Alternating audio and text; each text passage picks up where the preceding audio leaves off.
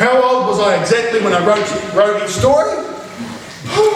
I've got a few books, so it's been over the years. This one, I made that up when I was 18, but I didn't have the courage to send it in to anybody until I was early 20s. So the stories you're working on today could be your future masterpieces. So, right. Do you love writing? Yes. Oh, wonderful. Do you love maths? Yes. Great. Yes, sir. Where did I get the exciting words from? I love words, like I said. So I have, right at my desk, I have a dictionary. And it's when I say small, it's like this size. But then I've also got a really big one. And I go there sometimes too. And I have other books that I look to for words as well. Sometimes I can be very annoying for anybody who knows me because I can get what they call writer's block sometimes. And my writer's block is if I know a word but I can't think of it. And I'm racing around the house because I'm right in the middle of writing. I can't think of that word. So then I'm texting everybody and phoning them. Hey, do you know that word that means that? What is that word? And they're like, what are you talking about, Tim? And sometimes they come back, I'm working. Leave me alone. But I need that word. I can't write if I don't have that word. So that's really annoying sometimes.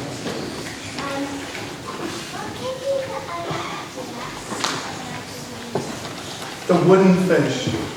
When I was a little boy, I went to Fiji. And when I was in Fiji, I didn't spend any time with my family because they were off doing all their things. And I spent all my time with the carver over there. And I actually, when it was time to go, I didn't want to go. I wanted to live with him. He was a very nice, friendly man, and he looked after me my whole time that I was there. And I thought to myself, well, my family, you can go, but you guys are always fighting and you're not very nice. I'm going to stay here with this man because he's very nice. But I had to go. And he was a carver. And so I spent a bit of time with him. So he was my inspiration for the wooden fish. So it was my story today. Yes, ma'am.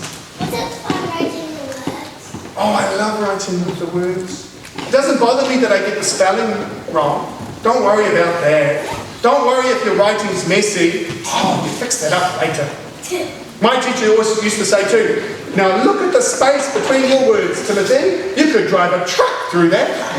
Don't worry so much about that. Your teachers are there to correct you. You've got to listen to them. But when you're writing, be free.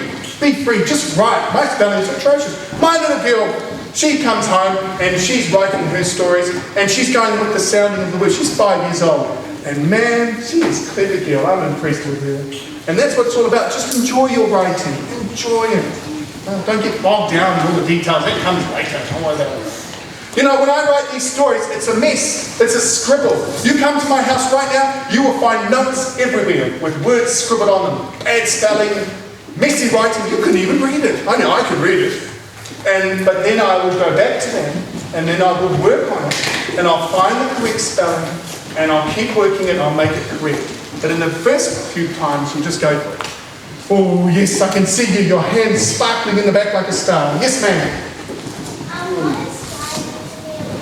What inspired me to be a writer? Teachers. Like when I was talking about at home, now in school I had some very mean teachers. Oh, they were mean. But I had some very nice teachers, and those teachers encouraged me. I had one teacher, she was young, and she was beautiful, and I loved her. And I was 10 years old, but I loved her. Now she got fed up in the class. She said, I am sick of stories about war and tanks. Boys, write me something else. Girls, I've had enough of marshmallow trees and lemonade rivers and fairylands. Write me something else. So I thought, I like this. I'm going to write a beautiful story. So I wrote a story about a man, and he just went for a walk in the park. Nothing happened. It was just about what he saw. The trees, the flowers, families feeding ducks, walking all together, being happy. Nothing else happened, and I gave that to my teacher. She got up, wow, look at this, read it to the class, and that story got sent around the school as an example of good writing. Now, I wasn't doing well at school, so you can imagine when that happened, I thought, wow, man, I'm impressed with the teacher. Now she'll marry me. But of course I was just a 10-year-old boy. Well, Oh, that was answered before. There was a carver that I spent a lot of time with in Fiji. He was a lovely man. And I'm indebted to him because he was someone very special. I've had these adults come into my life when I was growing up, like teachers and people like that, and they were the inspirations to me. I can see a big line of people over there wanting to come in here. Hands down, you have been so wonderful with your questions. If you have more questions, you can email me.